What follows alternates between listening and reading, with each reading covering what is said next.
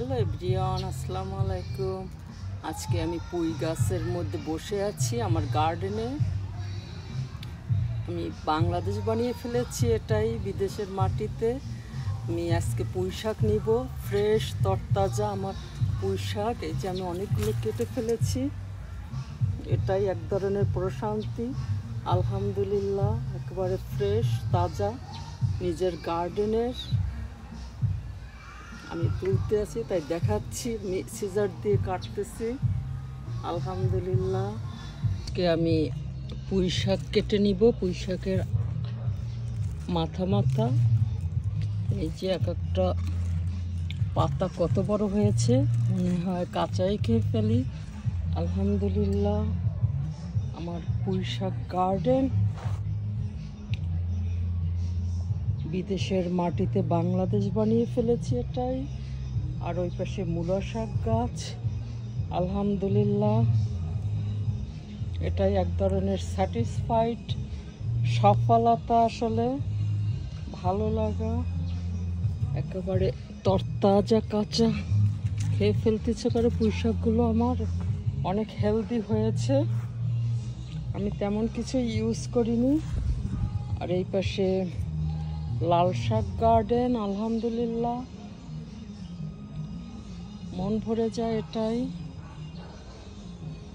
আমি অনেকগুলো সিজার দিয়ে কেটেও ফেলেছি, পাতা আগা এই যে এভাবে কাটলে আবার আর একটা গাছ থেকে 2-3টা গাছ বের হবে। এটাই এভাবে আগা কেটে দিলে 3-4টা করে আমি এভাবে কেটে দিচ্ছি। এই যে এটার এই একটা গাছ থেকে আবার 3-4টা হবে। এটাই সন্ধ্যাবেলা আসলে অনেক ভালো লাগে নিজের গার্ডেনের পুঁই শাক তুলতে।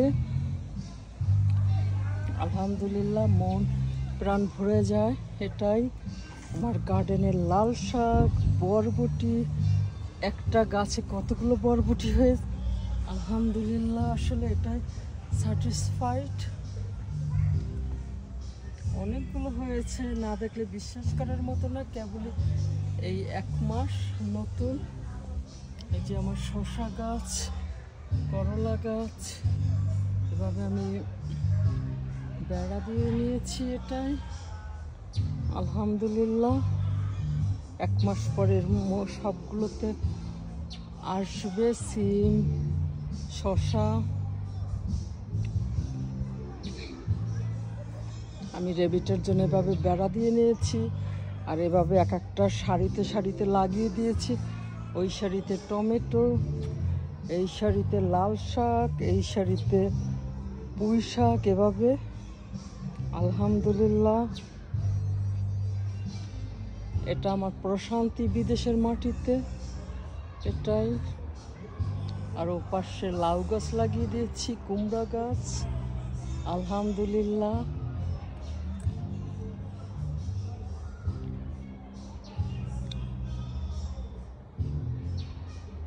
ওই পাশে আমার ঢেঁড়স গাছ আছে। আলহামদুলিল্লাহ, বাই এভরিওয়ান।